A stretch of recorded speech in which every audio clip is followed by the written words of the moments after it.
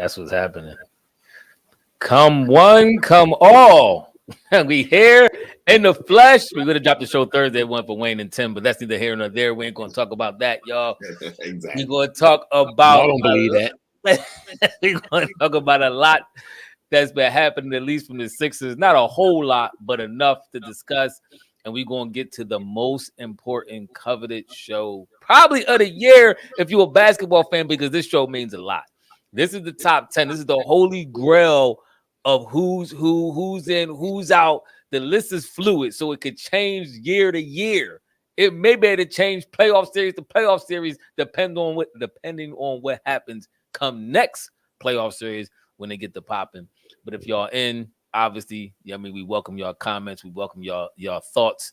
We always do. We appreciate all the love and the comments we get. If you don't catch the live show, you can still comment on what's up, Nicholas Hill. What's going on? You can comment on our on our page, on our YouTube page, YouTube, Spotify, Instagram, Facebook. That's where our platforms is at. But let's get to it. We've been holding up pretty good. I know we've been away for a while. This is our version of a summer vacation. I think Wayne was on like a 3-week vacation or something like that. I'm a little jealous. Yeah, he been all over. He took a whole tour of the continental United States. Yeah, he was going for see that gloss, that glow. Yeah, he got that. So he was enjoying himself already. Go ahead. Wow. I got my little bit of tan from working on a hot truck, but that yeah, I said little bit. I normally got that Casper glow to me, but I got a little bit of a tan right now. But what's up? Raj, really? That's what you want to talk about? The summer leagues, Raptors beat Sixers. That's where you at now with it. What's up, Raj? Shout out, Harden. All right, what y'all think? Harden signed a 2-year deal, $67 million, with the option to opt out after the first year. So, do y'all think this is really a setup for him to get out the 1-year contract and play a good year and possibly sign a supermax? What's your thoughts on that? Yeah, Harden he's setting himself up. It was a smart move by Harden, man. I mean, win-win. If he plays well, he gonna opt out and redo it. If he don't play well, he got another deal. If he don't play well, he got another year to try to get it right. So it's a win-win by him. I don't see no wrong, but he on the clock. What I like best about it is, I'm sorry. What I like most about it is we didn't have to give up a lot of talent to get those, because we didn't have a bench, and we needed, in order for us to get those bench players that we got, like Melton, like PJ Tucker, and a few other Bulls, we didn't have to give up other pieces. We kept those same pieces, and now we just made our bench even stronger, all because Harden took a $15 million cut and was allowing us to just go in and get those players. So this is a good thing.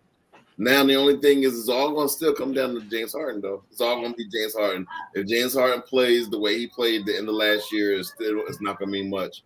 He still got to come in shape. He got to be healthy, and he got to increase his shooting percentage at least to mid-40s.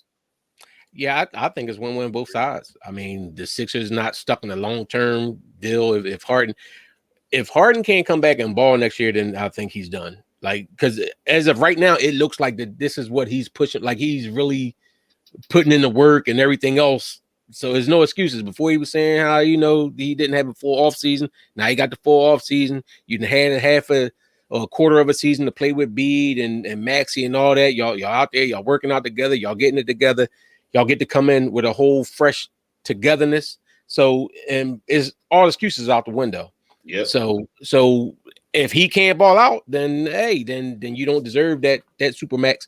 But now he's under the gun. Whereas though, if he wants that, he still got to ball out. So if you had $100,000 that you had to place a bet on something, one of your options was that Harden going to ball out this year. I know you're not a gambling man, but would you gamble on Harden balling out this year? And I'm talking about, yes. Okay. I would. Tim, you banking on Harden possibly balling out this year? I think he is. I really do. I can't see that fall that he had. To me, I don't think he just fell off like that. I don't believe he just completely fell off. I do believe it was an injury. So I think he's gonna come back and have a good year. If he just come back and be a little bit better, we're gonna be all right. We're gonna be nice. So you think Harden? Go ahead. I think it was a combination. I don't think it was just the injury. I think the Nets, as me and Ephraim, as I'll say, we were saying when the Nets did this big 3 thing, that it was too many variables into it. You had too many flaky egos. You had a coach that wasn't a coach. That Kyrie even said, not really a coach. We don't need a coach. He not, you had all kind of variables going on over there in the Nets. The Nets are always into this quick fix type setting. So I think that has something to do with too. The fact that you see everybody trying to mass exodus out of there tells me that just wasn't as great of a setting as it was. But that being said, but no, what about the Harden that was here though? I'm talking about the Harden that was here. Well, I think the Harden that was here. I don't think he was fully in shape. I don't think that he was in shape and he was ready. I don't think it was necessarily an injury though. I don't think that he had his whole heart into it with the Nets and thinking that he could just flip the switch. And you're older, you can't do that. You got to put in that work in the offseason. So did you hear the question? Did you hear the question, Ethan? I asked the question: if you had to bet on Harden turning around and bowling out this year, are you betting on Harden bowling out? No, I'm not. Why not? Harden is what Harden is. This been Harden. What do y'all want to change? Like this been his game. It's been how he plays during the playoffs because of his style. So what is he going to change? 10 years in the league, what do you think's going to change? He's going to get faster. He's going to start blowing by people. What's going to change? Yes. Did he play like that? Did he play like that in the regular season up until last year? He wasn't playing like that. To the second half of last year. Huh? No, it's not how he played. He was an MVP candidate for the Brooklyn Nets when he first was there. He didn't win MVP. It wasn't. He was balling out. The MVP candidate only lasted this long.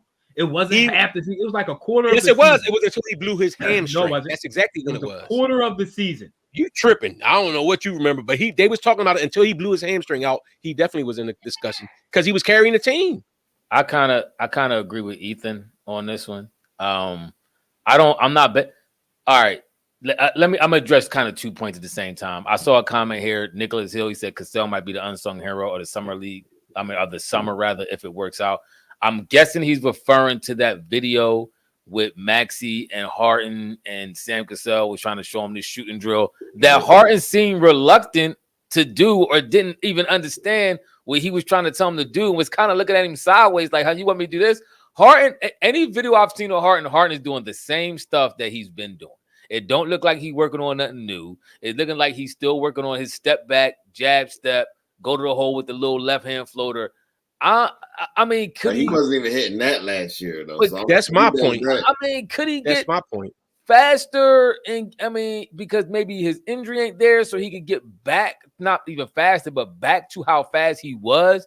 That's a possibility, but I don't know. I don't see him aging. I don't see him aging well, and I don't see you to really be on another level when players start, really focusing on you. You gotta add some new elements to your game, or the element of your game has to be flawless. And I don't think Harden was ever really there. I think the most flawless element of Harden's game, in my opinion, was he could draw a foul like no other. I don't think that's allowed no more. That was Harden. I'm gonna tell you why that was Harden's deadliest weapon. Because once Harden drew fouls on you, you couldn't defend him like that. So it was opened him up more for the step back. It opened him up more for the drive because you couldn't really swipe at the ball and all that kind of stuff like that. That is gone now. That's no longer a part of his game. If you pay attention to that drill that he was doing with Sam Cassell, that was kind of shots. He was mid-range free throw shots. And he didn't want to do it. The video never showed him do the drill. I think he was explaining it to him. You didn't see the actual drill. Harden probably walked off after the camera stopped. Harden probably like, man, I don't got time for this. That's just because first of all, for you to say that Harden never worked on or got anything better, he constantly worked on his game and came back with new moves all the time. He did come back with the step back was the most. Not even just that, but even him shooting. If you ever saw his workouts over the years, he was working on stuff like shooting off the wrong foot and all this stuff. He always worked on his game. Harden game always did develop. The difference is he wasn't as strong as usually when he goes to the basket, he can hold the ball and he could power through. He was getting ripped when he was going in there. They was manhandling him. That was the biggest difference in his game to me. I want to respond to Raj.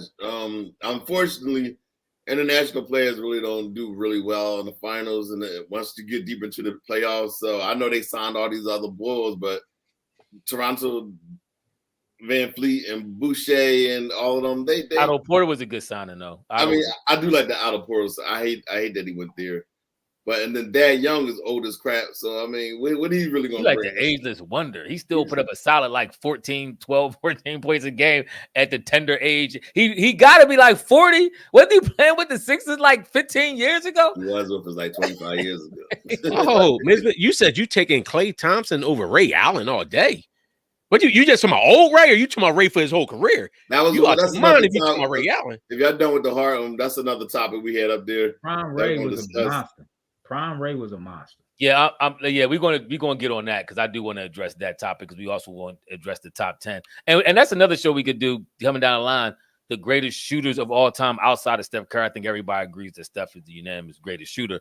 But I was watching another podcast and they were saying that Klay is kind of on Steph level just as a shooter. I do not believe that, but we could talk about that with all the listeners and amongst each other and who we feel, where the rest of the shooters fall. But I mean, we'll see. Listen, I hope Harden can do his thing. I honestly feel that Harden is content with the game that he has now, and I don't know if that's going to be enough to get him a 47% field goal, which he should be shooting. Harden should be shooting 48% from the field, at least 47% field goal shooting. I don't see, especially with Joel Embiid on the team.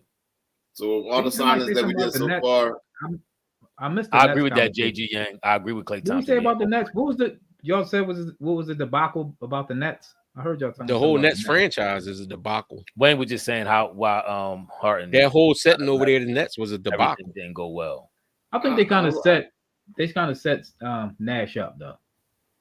He kind of did to himself, but he wasn't a new coach. A young coach job he wasn't qualified for. So let's talk about that since we're on it. Let's talk before we. I don't care I don't care. You're a new coach. I don't care what you. But let's address that real quick. Well, they played better with D'Antoni there when D'Antoni had handprints on that team. Okay, let me lead it in there, please, for a second.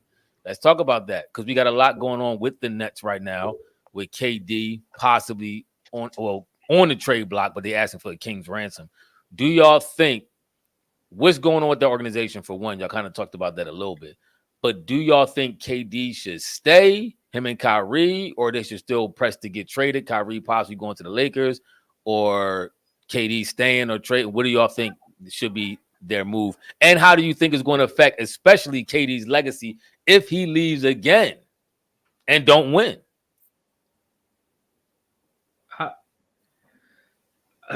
I think they didn't go about it. They didn't build it right.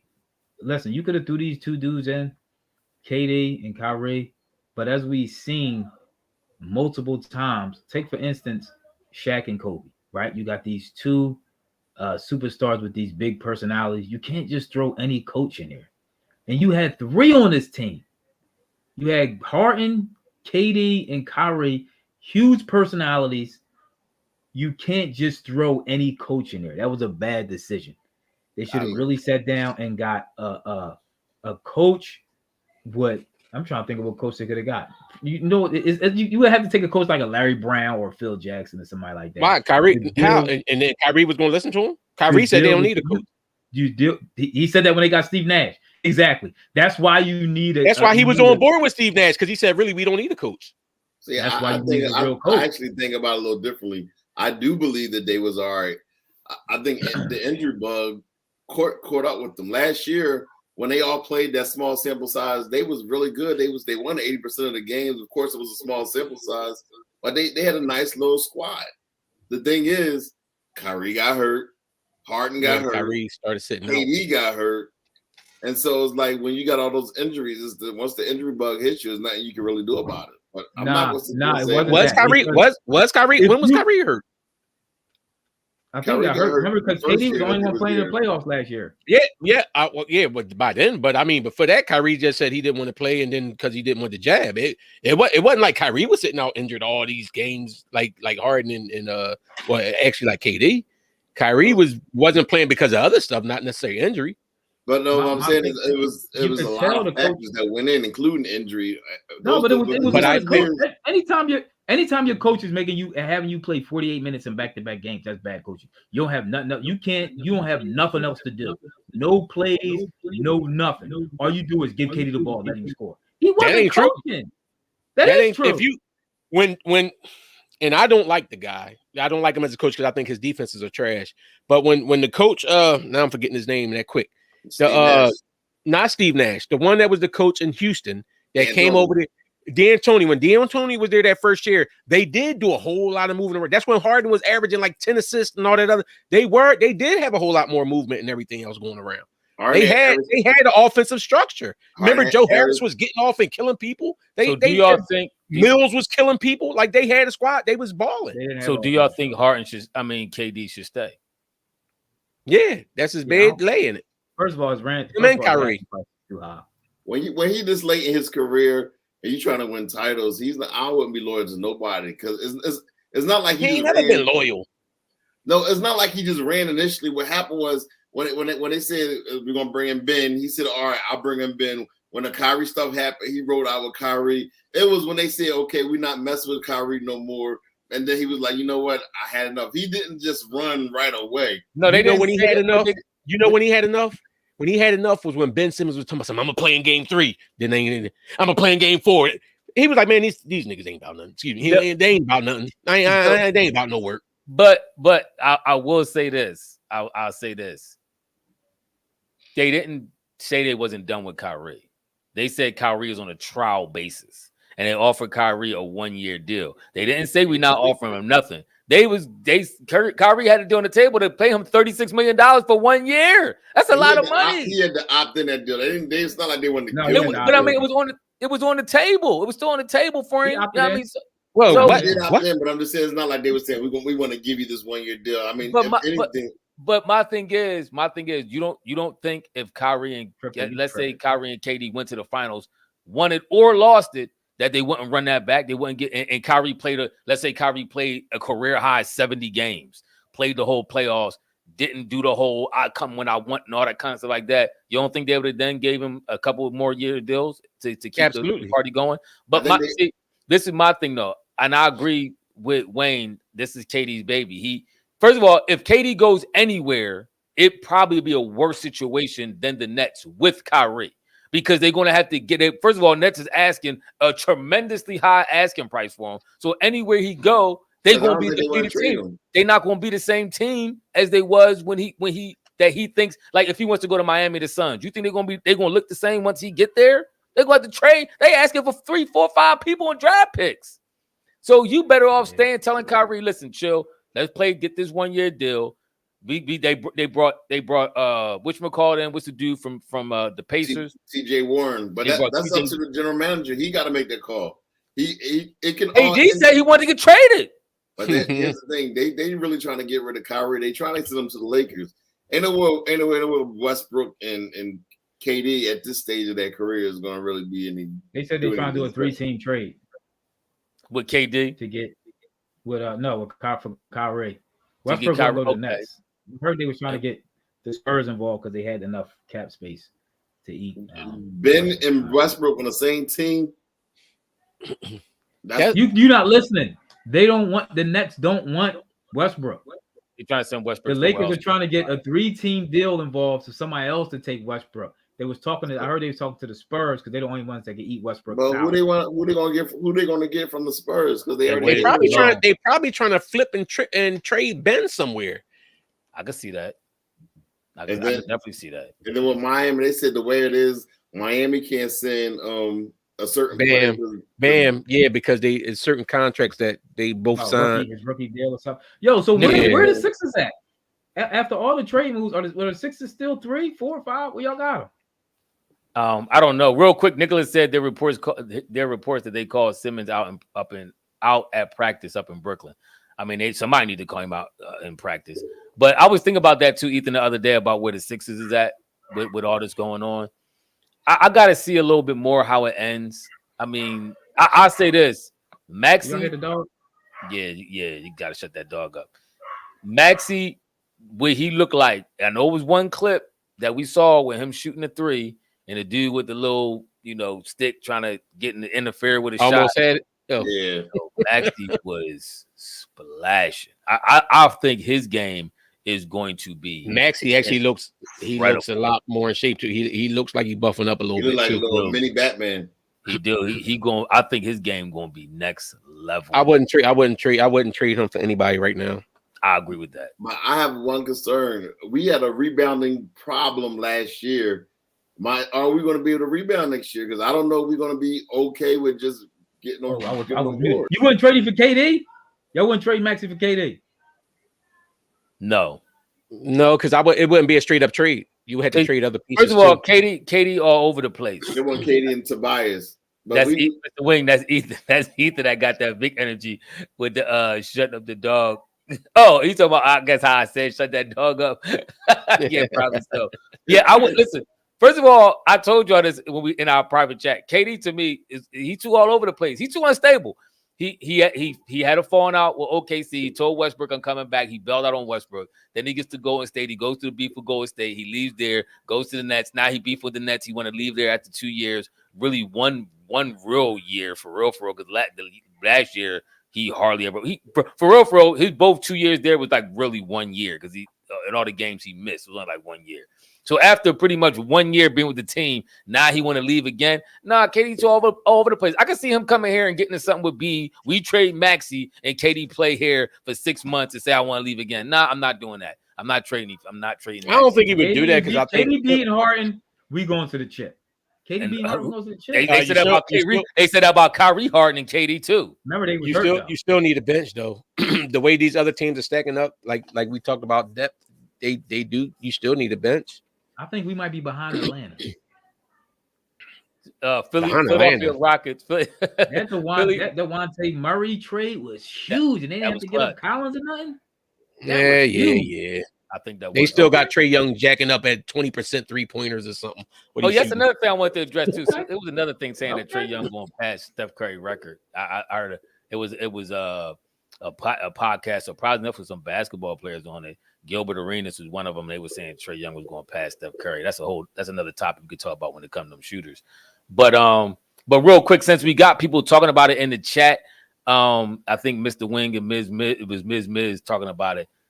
Listen, Klay Thompson, let's be clear about this, is not better than Ray Allen. But both at the pinnacle of their careers, he's not. I got love for Klay. Klay is a very good three-point shooter. Klay, in my opinion, I've been telling people this for years, is more of a product of Steph Curry than anything. But he's a great player. No hate on Steph. I'm not saying he's deserving to be considered one of the greatest shooters of all time. But Ray Allen is a walking bucket. Ain't no way I'm taking no Klay over Ray Allen. Nope. That's a strong argument. No, it's not. It's not at all. Klay, before his injury, he wasn't touching Ray Allen. He still wasn't touching Ray Allen. Trae Young, Ben Simmons, he's not even a basketball player to me. Trae Young is better than Ben. It's not close. Yeah, but I mean, if you go back and you look at Ray Allen when he was with Seattle, people forget about him with Seattle and him and Rashard Lewis was balling and taking them to the playoffs. Ray Lewis, I mean, you talking about Ray Allen when he was in Milwaukee Ray Allen, Klay can't sniff Ray Allen. Y'all trying to make me defend Klay because I do feel that Ray Allen is better, but y'all trying to make it seem like Klay Thompson is Klay ain't even got a handle like that. Clay's not on his hand like that. On his level. Klay was a great defender before he got injured. But his offensive game is predicated on system and Steph. Klay's game is predicated on system and Steph. Let's be honest. No, because I think he can't ISO nobody up and get his own bucket. Every now and then he'll back you down and hit a turnaround. But his game is predicated on going movement. with Ray, but Klay was that boy. Clay's game is better. Clay's a role player. Ray Allen was a superstar. Klay got hurt. Very good role player is a role player. Exactly, Mr. Wing. Ray Allen was a superstar. Klay Thompson is a very good second tier player. He was a star. I don't know if I would say. Why wasn't he? My criteria, like I said, my criteria for superstar is a little higher than most. So Jesus Shuttleworth, people ain't know him even from the movies and stuff like that. That ain't superstar. He was a star. He was a star as a baller. So what kept him out from being a superstar? You think he was a superstar? He didn't have that. What kept him from being a superstar? He didn't have that it factor. I don't think he was a superstar to me. Like I said, is the game, the fame, and the name. He had all of them. He had the name a little bit, the fame. I mean, he had that there. It wasn't at that breakthrough level, but his game was very good. But I don't think he was good enough to wield a team to be like the main dude of the team and wield them to a finals appearance. Not even a championship, but a finals appearance or something like that. He still needed a collaboration of dudes. Like when he was in Milwaukee, he had Big Dog, he had Sam Cassell, he had a nice squad there. That's true. That's true. I just don't think it was him as the man to be like, I'm gonna will my team to the next level.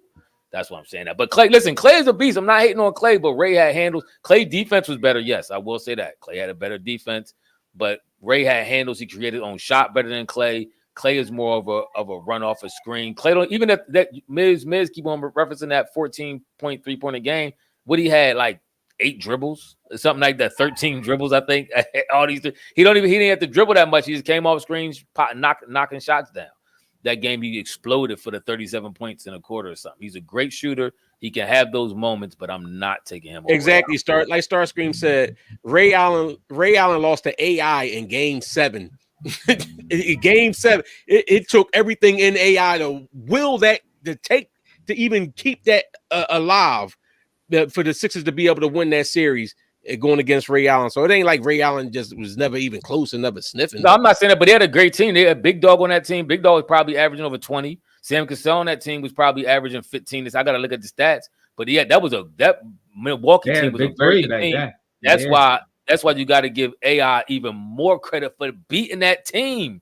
That team was a stacked team. They was built to go. And George Lynch had went down. I mean, Sixers had 6 Man of the Year, MVP, and Defensive Player of the Year on their team too. So it ain't, Aaron McKee was okay, but he wasn't.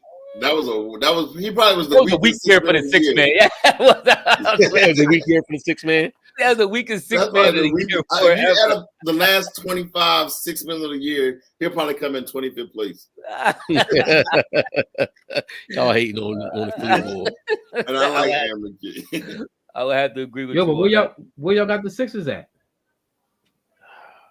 I gotta wait. I can't. I don't know. I don't think that there's still moves to be made. I don't think that everything's done yet. Oh, Rod, somebody brought him up in the comment section. That's why you're talking about him. You just mad because you don't have a great shooter like that. Your dude Van Fleet is a choke artist. It's like, no, I actually like Van Fleet a little bit. He a good player. I like Toronto a little bit. I don't care how deep Toronto is. They still don't have a star. They don't have a star when they don't have a player, a star like a player. Siakam is their star. Scotty Barnes, he might be the next up. How much did he average? How much he averaged per game this year? He won Rookie of the Year last year. How much did he average per game? It might have been a weak year for Rookie of the Year. It might have been a weak Rookie of the Year. He recognized he was a touche, Wayne. Problem. Remember, Embiid purposely stepped on his foot because he knew he was going to be a problem. Oh boy, here we go. Remember, and then that's why I see. Remember the tinfoil hat, bro. It never fails. Embiid purposely. Actually, if you want to talk about the bench, Raj, the Sixers actually have a decent bench this year. What are you talking about? That with the additions that they have right now, if you talk, even if PJ took Melton is a solid player coming off the bench. The other guy that they got, what's his name? DeJuan. I don't like Springer. And I think that what's his name? I think it's going to be Paul Reed's going to be better. We saw Paul Reed started getting burned in the playoffs. He played better. I think he's going to be better. So I think the Sixers have at least 3 bodies coming off of that bench. I ain't feeling James Springer at all. By the way, Rain, that Milwaukee team, just to drop some stats on you real quick, Ray Allen averaged 21, Glenn Robinson averaged 20, and Sam Cassell averaged 19 for that team. Yeah. That year they played the Sixers. That was a very good team. They actually had Tim Thomas on that squad too, was averaging 11. Yeah. But if y'all want to make the transition to discuss the real reason why we hear that top 10 list that was a talk of the town for the last couple of weeks. And see, one thing we didn't want to do, everybody was kind of, emotionally jumping on the top 10, putting Steph Curry in there, whether he belongs or not. A lot of this stuff you got to kind of really sit down and think on hard and even do some history. You got to go back, pull the tapes, maybe pull the stats, which I was doing. I've been in the lab. One reason why outside of Wayne and Tim playing around, we should have had the show out. But one reason why we took a while getting this show out is because we wanted to do our homework, because this is the holy grail of lists. And some people who on this list, who on people's great lists, who they say is etched in stone and can't come out and can't move, or they got moved. They got moved to my list. So y'all can throw your top 10 lists up. If y'all ready to do your top 10, I'm talking about Ethan, Wayne, and Tim, let's have it. Because I got my top 10 list ready to go, and it may come as a shocker to some people because I come in with seats. Go ahead, Ethan, you up. Oh, you want to try to save your top 10. Let me see. Oh, it don't mean nothing because they ain't changing. At least right now. I got give me 6 to 10. Give me the last 4. Last 5. Last 6 through 10. I got do your math. 6 Duncan. counts. My last 5 is Duncan. Let me see this. Who do I move out here? Okay, Duncan, KD, Duncan, KD, Bird, Curry, and Kobe. Duncan, KD, Bird, Curry, and Kobe. KD. That's my last. Okay. Five. I'm gonna tell you, I took off. Okay. Because they had them on there. What's up, China Banks? I took off the Big O. Ooh. Because listen, on my top 10, you have to have more than one ring. The Big O only. Is that me? Is that Ethan? His list was so egregious. The basketball guy shut him down. Am I back? Am I back? The second he put KD on that list, it shut it down. Like, nope. Listen, KD's gonna be in the top. KD's in the top 10. We're not talking about going to be. We talking about in there now. He in there now. I had to take the Big O out of there because he only got. Listen, all he did, all these. Listen, he like a Westbrook right now. All these crazy stats. He only got one ring. What was the field goal percentage? He has one ring. You have to have at least 2 rings to be in this. To be in this. So I had to take him off. Duncan, KD, Bird, Curry, Kobe.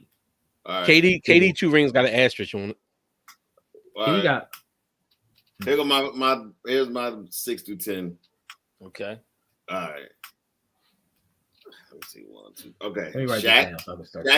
Shaq is number 6. Steph is number 7. Oh, what? Okay. 1, 2, 3, 4, 5. No, I'm sorry.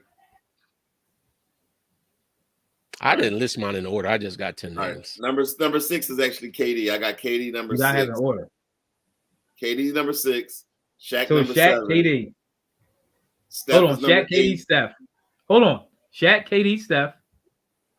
Who else? No, it's KD first. KD is the 6th spot. Oh, go ahead. KD 6, Shaq 7, Steph 8, Magic, and Tim Duncan. They round up to 9. Magic at 9? And Tim Duncan at 10.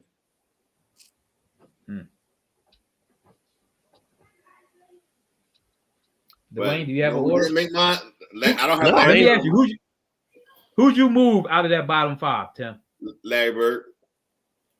Oh, you tripping? But you moved him up to the top 5? Nope, Larry Bird didn't make my list. Matter of fact, I'm just gonna give you my straight list. I'm just gonna do the straight 1 through 10. You got KD and Tim Duncan in there over Larry Bird. Listen up. My first number 1 is Michael Jordan. Number 2 is LeBron James. Number 3 is Kareem Abdul-Jabbar. I agree with all 3 of those. Chamberlain. Number 5 is Kobe. Number 6 is KD, Shaq, Steph, Magic, and Tim Duncan. That's my top. All right, let me give you my 5. Let me give you my top 5, man. My top 10 is nobody can beat my top 10. Matter of fact, top 10 is out the window already. Listen, and let me keep it real. My 10, I had to do some homework. I know y'all love I know Ethan gonna bring it up too. I know you both. I know y'all love these older players like the Bill Russells and with the 13 rings and I heard Chris Broussard say, I gotta put Russell on my list only because he has 13 rings. Nah, nope. It was a different game. Let me give you we can talk about it afterward. Let me give you my top 10. LeBron, Jordan, LeBron, however you want to do it. Kareem, Magic, Wilt, then Duncan, KD, Bird, Curry, Kobe. Wilt was just so dominant in that era. There's no way you keep him on your list. And Magic and Kareem is just, I don't know how Magic dropped to 9 with 5 rings and what he did in the league. It's not even the chips, it's what he did and how he won the chips. It's just hard for me to drop Magic down that low. But Tim did, I understand. I would put Wilt over Magic though. I think Wilt was more Magic came into a team that really was a playoff team. What's your 10? Go ahead. My top 10. I actually remember. Hold on. Remember, Kareem was hurt the first chip. He got hurt in the finals. He wasn't hurt the whole year. And Magic was a rookie, and I think he won MVP that finals. I hear you, but Kareem was Kareem all year. He didn't play center. He just jumped center, and then he went back to playing point guard. But that being said, I agree with y'all. The top 2, I don't think anybody can really unless somebody just hating. There's no way you could say that LeBron and Mike is not 1 and 2. I'm putting Mike slightly over LeBron. I don't know if Bron win a couple more chips, I think he still could catch him. But I don't know if he will. But I got Mike, Bron, Kareem. I gotta go Wilt. Wilt was just so dominant. I gotta have Wilt as my 4. And then you got my first 4 right now. I'm trying to think if Magic or it probably had to be Magic after that. It probably had to be Magic for my top 5. But then after that, I got in no particular order. I got Bird in my bottom 6. I got Bird. I have Hakeem Olajuwon. I have Kobe, Bird, Hakeem, Kobe. I don't know why I'm drawing a blank on everybody that I was just sitting here looking at. Hold on. KD. Who? KD. Curry. Heck no, KD. KD is not nowhere on it. Yo, Curry. Yeah. Curry moved Tim Duncan off the list, in my opinion. Hold on, I'll tell you. Who? The Big O. No. You only got one more. Yeah, no. I'm trying to think. I had it set up. I can't remember who it was now. I told you I'm tired. Y'all got me on here all late at night. 4, 5. I'll remember as we talk. Go ahead. All right, Nicholas. Shaq. I didn't say Shaq, did I? Shaq. No.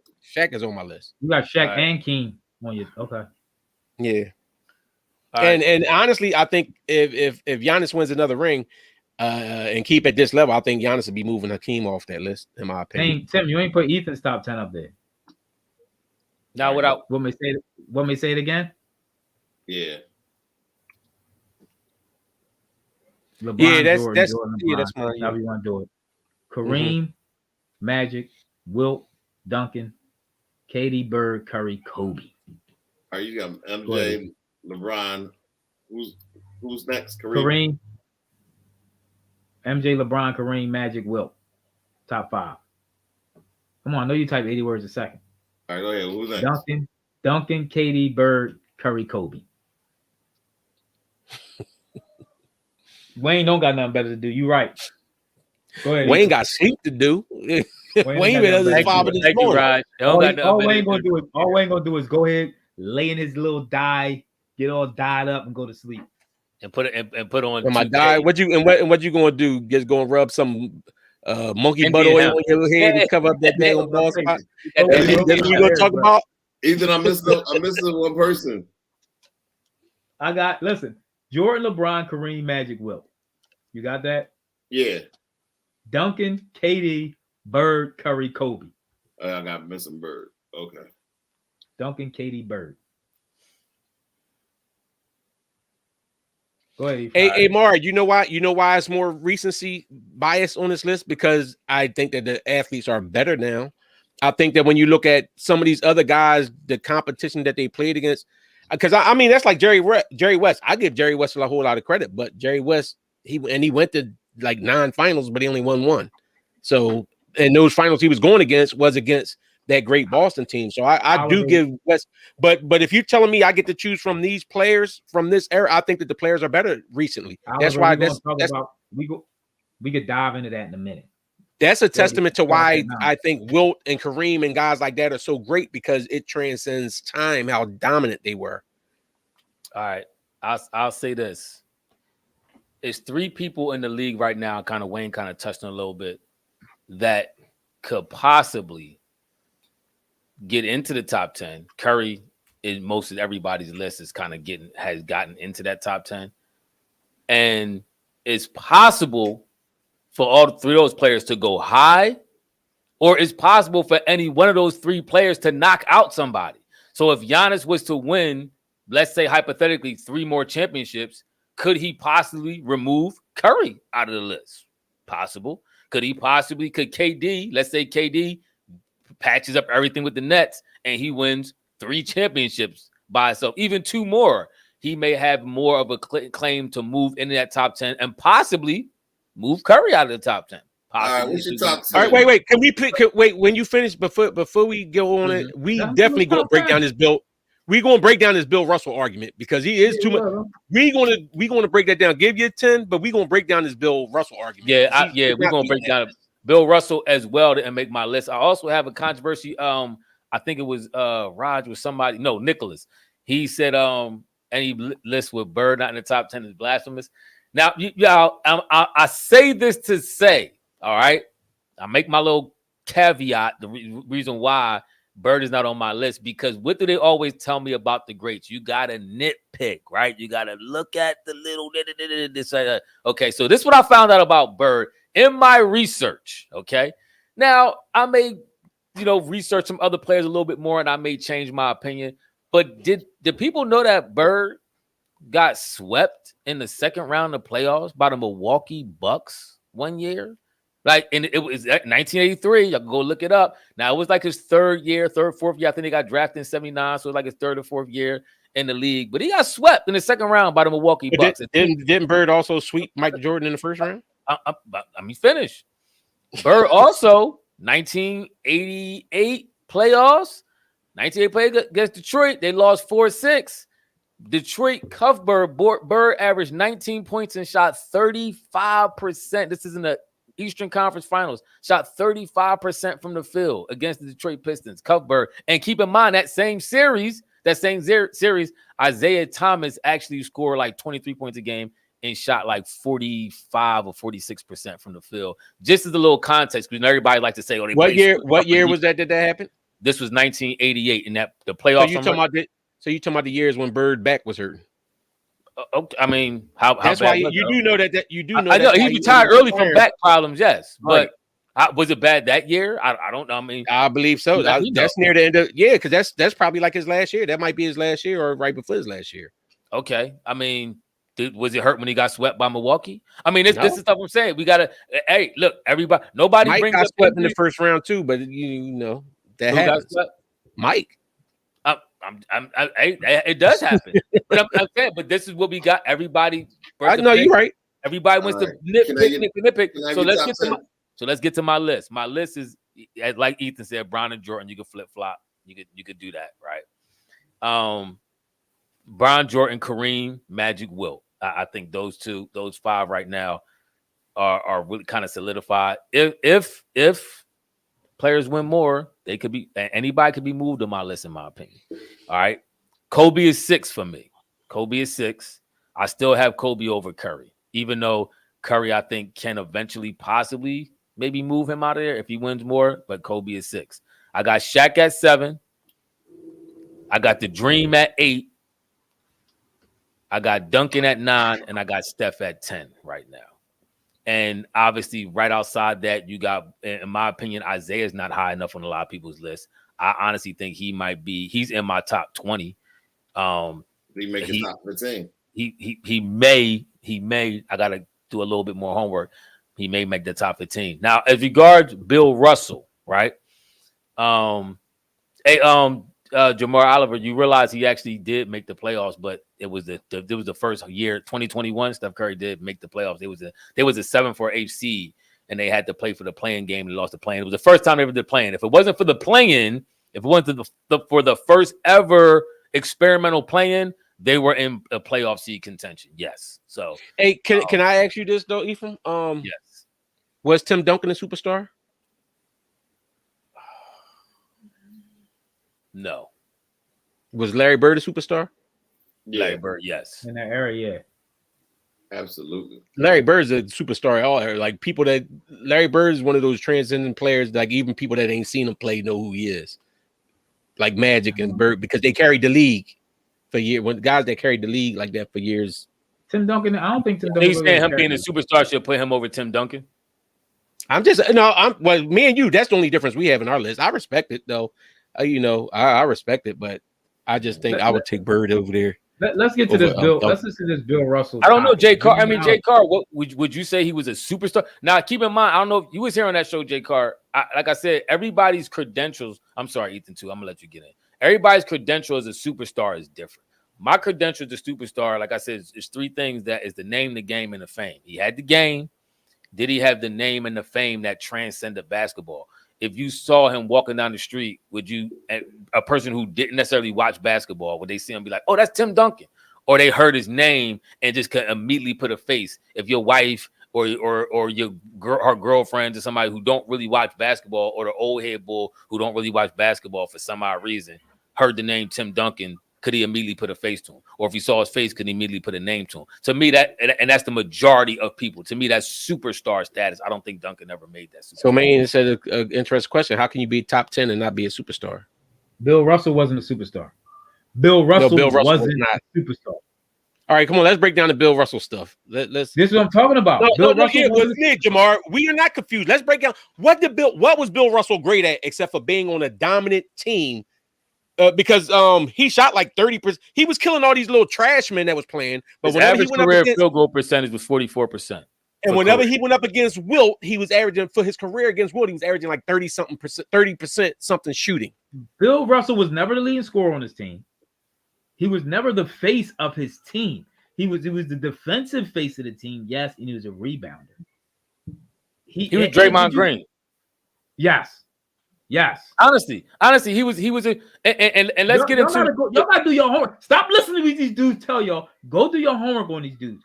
Go watch him actually play basketball. Watch these games. Stop talking about he's an icon. Go watch these games. And y'all got to remember too, Mr. Wing, I agree with you. I don't know. He was a great. Tim Duncan is a great player. We're talking about top 10 great players. I think superstar to me and your top 10 list of great players don't have to necessarily mesh. Like if you're we're talking about just a great NBA player. Superstardom is something that involves fans, people knowing you on the street. In my opinion, that's what a superstar is. As a NBA great player, I think you can be a great player in the top 10 and not necessarily be a superstar. But another thing that people got to remember too, because we see Bill Russell and even Wilt with the 22, 23 rebounds a game. Do y'all know why they had all them type rebounds? Because there was a bunch of small guys, and because the other guys couldn't shoot. Exactly. Go look at Boston stats the year Russell averaged 20-something rebounds. It's like 3 people averaging double-digit. It's somebody averaging 11. I think somebody averaging 10, and somebody averaging 8. Somebody averaging 7 rebounds. They actually the total number of rebounds per season was up around 6,000 rebounds a season. Do y'all understand that the number of rebounds a team gets in the NBA today is about the highest? I think was Minnesota this past year. They was the best rebounding team in the NBA. I think it was around 3,500 rebounds.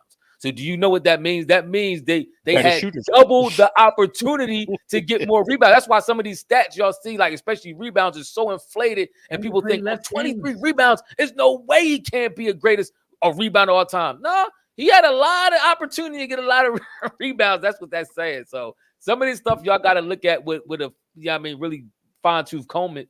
Hey, Jamar, guess what? ain't no way no black man was going to be the face of Boston in the 60s. He had no face in the like Celtics. John Havlicek and Casey Jones. You know he played with them bulls like that. Exactly. Right?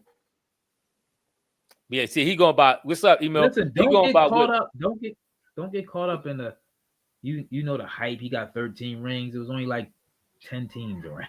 You know what's funny? You know what's funny? No, wait, though? Y'all doing too much hate on the boy. I'm not hating. No. Player. He is a very good player, but we're talking about. He wasn't a bum at all. He was actually had a handle. He could dribble. He was a finisher. Go watch the clips. He finished shooting 44%, taller than most of the league. He was not a bum. He wasn't no great finisher. Russell? He thought Russell was this great finisher. He shot 44% as a 7-footer. No. I actually listen. I don't know if you did this, Jamar. I actually went back and I watched games, not highlights. I watched both highlights and Russell's game. Russell's offensive game was garbage. It was whack. He was not a finisher at the rim. If he got in an open floor, he was an athlete enough to dunk it, but most of his shots was with two hands. I watched it. You can't nobody. You know what he was? He was the drunk uncle playing against like little toddlers and stuff in the backyard. No disrespect like that. He was a great athlete. See, we ain't go too far. He was a great athlete. He was a great defender. No, he was definitely a great athlete. He was a very good rebounder of the basketball. He wasn't. He actually was even a solid passer. He was a good passer. He was more than a solid passer. He was solid. He averaged like 4 assists a game. He was solid. His offensive game was not good at all. I watched. But you know what? You know what? The Bill Russell hype sometimes comes from. It's kind of like not Jamar. Did you watch him? Wait, hold on. Tell me you watched them and then tell me that. You know what? You know what cracks me up though, because the Bill Russell hype, a lot of that came from the fact that he beat Wilt Chamberlain and all these. He beat Wilt Chamberlain in these finals. They try to make it like he handled Wilt. Wilt Chamberlain averaged in his career when playing against Bill Russell 29.9 points and 28.1 rebounds against Bill Russell. Not against anybody, against Bill Russell. That's what Wilt averaged. And people try to talk like see Russell shut Chamberlain down. He won all these. He beat Chamberlain in all these titles. That make him better than Chamberlain. That's why you got to, like Ephraim said, you got to go back and watch the stuff for yourself.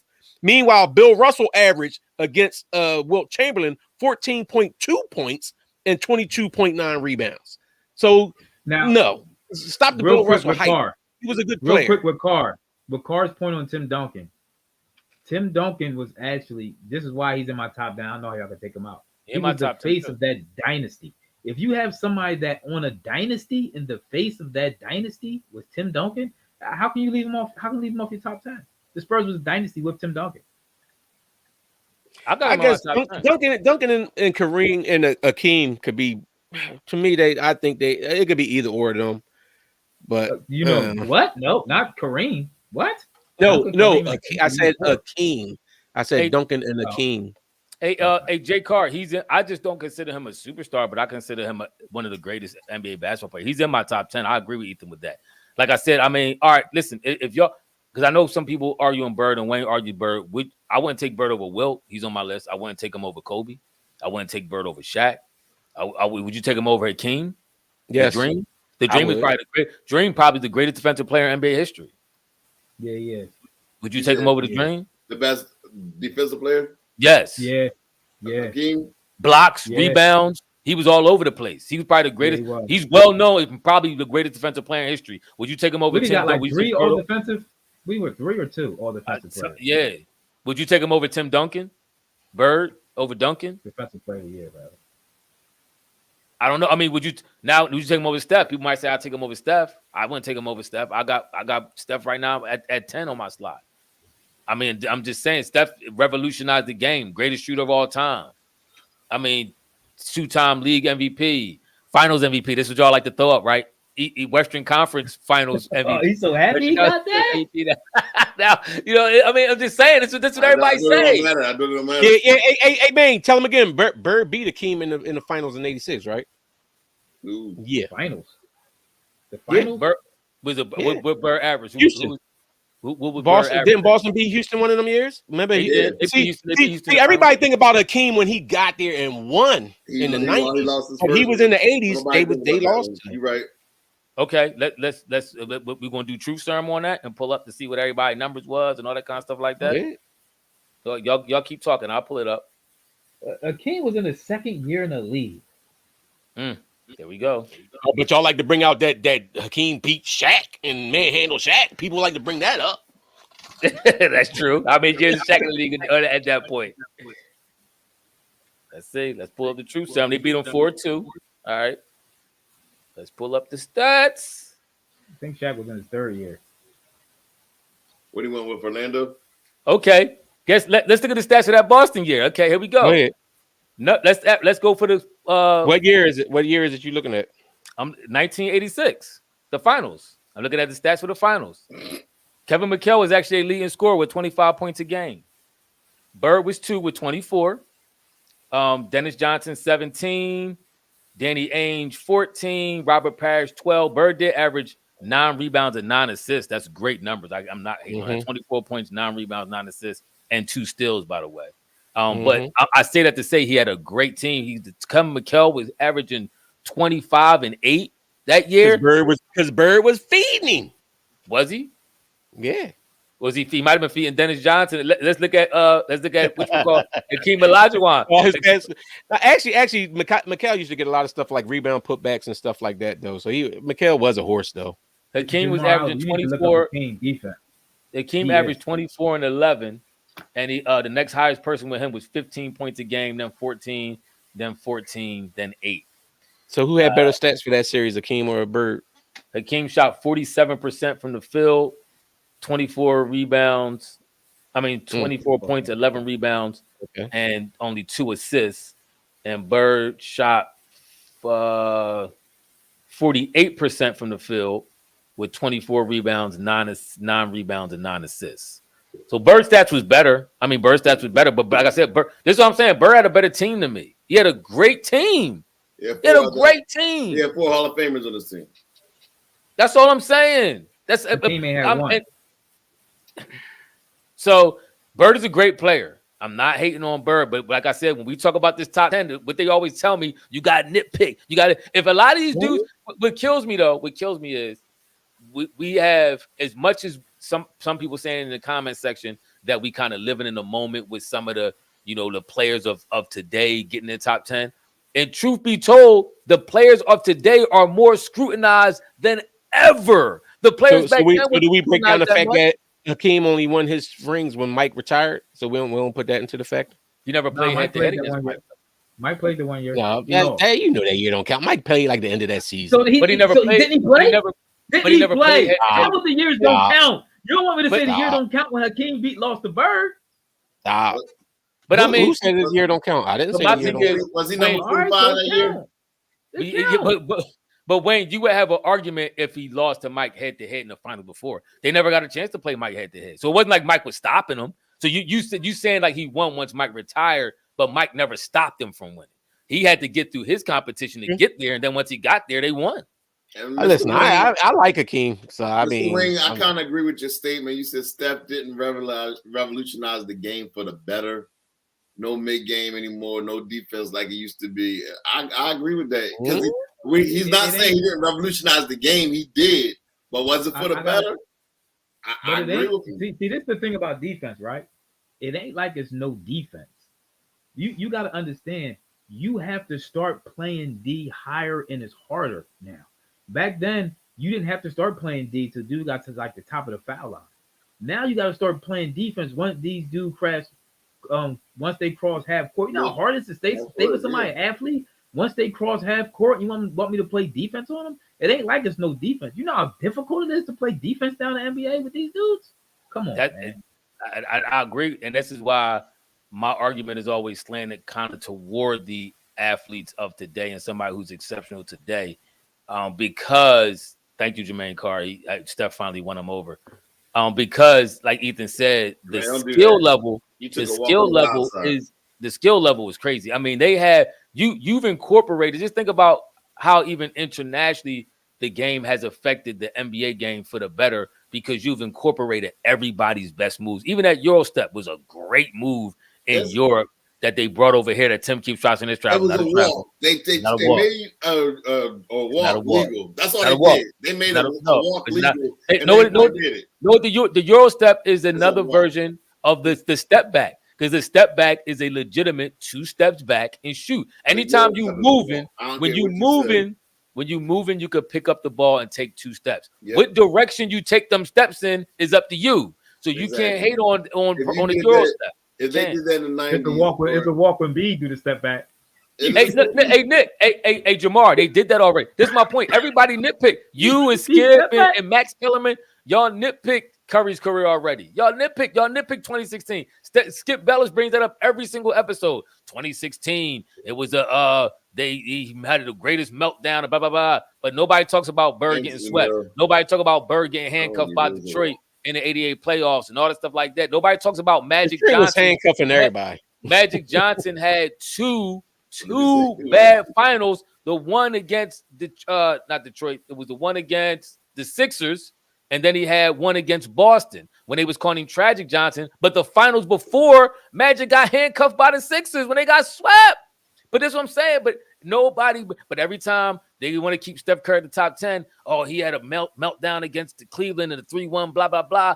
But nobody nitpicks these other greats' losses. Even Jordan, the Eastern Conference Finals, or was it either the second round or the Eastern Conference Finals against the Knicks when they play, it was 6 games, and Jordan had 4 terrible games out of 6. 4 bad games out of 6. But nobody nitpicks that. Jordan's just great. He won all 6, and he's great. Blah blah blah blah blah. This is what I'm talking about. Now I gotta get my door. See what y'all did. The Euro step isn't a walk. Only difference is it's the same thing. It's just not 2 direct steps to the basket. Yeah, it's 2 walks to the basket. No, it's not. It's a step. It's 2 steps in different directions, and the shot is taken on the off foot. That's what it is. The shot is taken on the off foot. Hey, Jamar. The Euro step is not a walk. The Euro step is 2 steps in a different. Is 1 step in one direction, another step in another. And you're shooting in all. And you're shooting off the off foot. The step back to me is questionable. That's questionable. It's not because you're still moving. If you take a dribble and you take 2 steps back, that's something wrong with that. But I like it when you take the game. No. The whole thing is you're allowed 2 steps after the dribble. It don't matter what the difference is they're taking it backwards now, where people wasn't doing that before and able to do it with coordination. Mm-hmm. I actually like the game now. You got to. They used to do that too in the 90s. Start traveling. You got to play the entire floor. That's because they couldn't. How they couldn't do it? They wasn't doing it. They didn't do it because it was when they tried. It ain't a travel. It's because they're better athletes. It's a legal move. That's where you got this. Listen, sometimes you got to stop being an old fart and just saying, "See, back in the '80s, it was real man ball." Mark Jackson would get cooked in the '90s. Right now, he wouldn't be able to stay in front of nobody. Yeah, like so. That's what I'm saying. Like all these point guards, like these slow guys, like I ain't like the greats, like Zeke would have been putting in work, and Oscar, I think, because of his size, would have been still putting in work. But some of these dudes that was point guards back then, come on, Vern Flemings and dudes like that, man, them dudes would have been getting killed by the random, regular dudes. No, I agree with that. Hey, Mr. Wing, I agree with you. Yeah, and but you know what the flops actually started in the late 90s, early 2000s when Bulls just started running in front of people and just falling back and trying to get the charge. The Europeans started over here. The Europeans like Vlade Divac and all them, they started bring. Dennis Rodman was doing it a lot too. No, a lot of dudes. No, a lot of regular Dennis players. Rodman actually was running and jumping in front of people and playing good defense, getting in front of the Europeans. Reggie Miller was the king. Reggie Miller. Reggie Miller was the big time. They started doing that over in the European, when in the Olympics and all that other stuff, because they couldn't stay in front of these American athletes. So their way was jump in front of them and fall and try to draw all these offensive. No, I mean, yes, it's a lot of truth in that, but it was a lot of regular NBA players that started doing that too, and now they perfected it. It's now a sweet science to jumping in front of somebody and falling and flopping back, and that's how you got charged. They perfected it now, and that's why it's just going too far. They made. I'm not saying that they're naturally better athletes now. What I'm saying is now they're conditioned better and everything else. Where, like, you could say, all right, like who knows if Larry Bird worked out like Giannis or whatever like that, what he might have been, or Magic. But the whole thing is, Bulls still had to work out. Bulls had to work out like that. That's like I remember back. I kind of disagree. I disagree because if you look at the slam dunk contests of the 90s and the early 2000s, there were some athletic boys that was doing some freakish things on the court. It wasn't. No, we're not talking about the 2000s. We talking about the 80s. We talking about the 80s and early 90s. They were not. That's how come the dunk contest is whack now, because everybody could do those in the game now. Okay, so back then, you trying to say that Dr. J in 83. Man, everybody can do whatever Doc was doing. Half these dudes that's in the dunk contest now can do better than what Doc did. I'm gonna tell you why the athletes. I'm gonna tell you why the athletes is better. Doc was a bona fide athlete. I'm gonna tell you why. And I agree. I'm not saying he was an athlete here. Mr. Wing, you right. The athletes are better because they're stronger and they're taller, more athletic dudes. You didn't see a Mikal Bridges walking around on almost every team now. Like this is why we always talk about the Sixers need athletes, because every other team is way more athletic than us. Most teams have a 6'7", 6'8" dude who got close to a 40-inch vertical. That was unheard of. That's why Michael Jordan was dominant. Remember, Michael Jordan was the only 6'6" shooting guard really outside of him and Clyde Drexler walking around the NBA. Everybody else was 6'3", 6'4", around that. Now you got Sprewell was balling. Okay, Sprewell toward the end of Jordan's career, toward the end. First of all, Latrell Sprewell had no left hand, and he was athletic. I love Latrell. It was way more tall. That's why LeBron is a phenom. That's why you could go through the list of people that are just freakish athletes. Zion Williamson, who better than Vince Carter that's out now? Vince Carter was on the exactly. He was in the 2000s. Vince Carter was in the 90s. Vince Carter got drafted in what? The 90s. Yeah, that's what I'm saying. The late 90s. 97. And that's why I said the 80s, the early 90s. When I specifically said 80s, early 90s. So all them dudes like from AI them years on. That's why Mike dominated them dudes so much. Because Mike was a freak athlete compared to all the rest of them. He really was. Most of them dudes in the Mike coming up era until like the late 90s and then the 2000s, athletes took a dramatic swing in height. You hardly ever had a look at your power forwards and your small forwards today. Your power forwards and small forwards today are they could play almost all 5 positions. Well, Kobe was 96. And Vince was drafted in 98. That was the coming of that type of player. Everybody from 96 on, everything before 96, they was trash. I'm not saying they wasn't trash, but they wasn't as athletic as those dudes. Athletes can most of your listen, almost all 5 positions can play all 5 positions, right? That's why they call positional in basketball. You got people running around at centers like Joel Embiid. You didn't see a Joel Embiid in the NBA back then. Jerry Stackhouse was 95, and he was a freak athlete. No, he was not a freak athlete. He was an athlete, but he wasn't no athlete. Jerry Stackhouse wasn't no freak athlete. What year did Jerry Jordan retire? Stackhouse was 2. What year did Jordan retire? Thank you, Emil. I don't know. Well, it had to be like late night because AI cracked him when he came in the league. So AI came out 96. They all came out 96. Mike retired like 98, 98, 99. Cool. After when they last won in 98, then he retired and came back. It was like 98, I think. 98. No, they won their last one in 96, I believe. No, that's when 96 was. They won 91, 92, 93. Then he took 2 years off. Yeah. 4, 5. Okay, you're right. And 98 was his last. 98 was his last championship. Jerry Stackhouse wasn't no. See this what you gotta do though, Tim. Like for real, when we talking about, and I agree with a lot of people in the thing. Just because these guys train differently now, like they do things like plyometric jump training and certain type of stuff, and they train all year round. These guys are different now, so they are more. And this ain't. That's why I said this not taking a slight at them guys saying they might not have had natural ability, and who knows? Maybe if they had some Air Jordans instead of running around in Chuck Taylors, they might have got off the ground even more. So who knows? But ankles and knees. Hyping their boys up like they would dominate. You could be an athlete like what's that boy Harold Miner?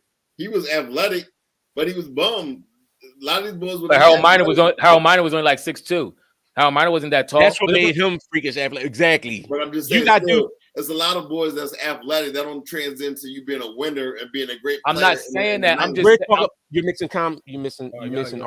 We're talking about athletes.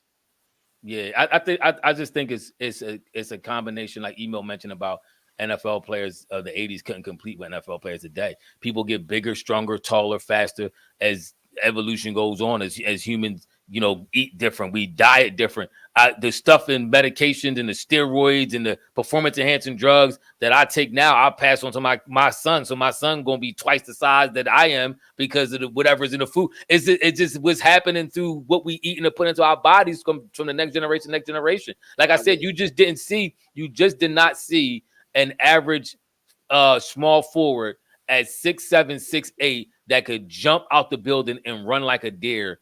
And like you see in today's game, they wasn't falling off the sky in the 80s. They just wasn't. Let's think about it. Karl Malone was a straight power forward. LeBron is like the size of Karl Malone, running around, jumping and doing all. Karl Malone wasn't doing all that. This is why they're freakish athletes. But guess what? Karl Malone jump shot is way wetter than Karl. He's not a better 3-point shooter than Brian is. His mid-range jumper, anything like 15 feet and more, is way better than LeBron James. I wouldn't say it's way better. I wouldn't say it's way better than Brian. Mike would be a freak athlete now. Mike still has one of the highest. I think Mike has one of the highest verticals of all time. Mike, and this is why Mike was so special. Honestly, yes, he do. The one Mike got a 40. This was fun. Mike and Wilt, I think, got the highest verticals on record in the NBA. No, one boy said, I'm trying to think who it was. It might have been, what's the dude that got traded from, I think he played for Dallas. Was it Dinwiddie? Spencer Dinwiddie? One of these dudes said, it might not have been him. He said, I'm 6'6" with a 40-inch vertical, just like Mike was. And I remember I looked at his stat. The type of athletes in the league today. I looked at his stat before, and I could double check. It said that Mike vertical was around a 44 to a 46. Him and Wilt had the highest verticals in the NBA history. But that's why. But you know what? That's why I agree with Mr. Wing, like he said, and somebody else said too. Mike work ethic. You tell me if Mike Jordan was around, Mike would be doing the stuff Brown is doing, like getting your hyperbaric chamber or working out and doing all that. Mike would do that type stuff. All them dudes from the 80s wasn't going to be doing all that type work. They had no muscle definition. But the guys from the 90s, I think you compete with them. Maybe not the 80s, but the guys from the 90s, I'm not writing them off saying they can't compete with them. That's what I'm saying. Who was Pat Ewing guarding? Who would Pat Ewing guard? What center would Pat Ewing be guarding? Who's going to guard Patrick Ewing? Patrick Ewing? Embiid would shut him down. No, he wouldn't. Joker would give him the business. No, he wouldn't. No, he wouldn't. But anyway, don't forget to like, comment, subscribe, and hit that notification button. Ethan, they said you talking about Dennis Smith Jr. We will be back next Thursday. We'll have a different topic. I'm not sure who said guys. Thanks for listening. Thanks for watching. They said Doc vertical was 41. Here we go. Tim at it again. Tim at it again. Tim trying to shut it down. All in the middle. It's Saturday night. You ain't got nothing to do. You woke me up. Let me get to this vertical real quick. They said vertical lead. Daryl Griffith. I never heard of Daryl Griffith, aka Dunkstein. That's hit that like button. They said his vertical was 48 inches. That was clocked at 48 inches, as they said. Thank you, Nicholas Hill. Doing what? These centers now shoot better than Pat Ewing. They move better than Pat Ewing. What would Pat Ewing be doing? That's like so much positionless basketball. Exactly, because they're athletes. They can play. And they can dribble the ball. Pat Ewing can't handle the rock. Who's Pat Ewing checking? Which one of these the top centers? Cat would probably give Pat Ewing the business. And Jay, when I see you at Wawa, it's on tomorrow. When I see you at Wawa, next time I see you, it's on and popping. All right, y'all. We out. Thanks for the love, y'all. Highlight. All right. We out.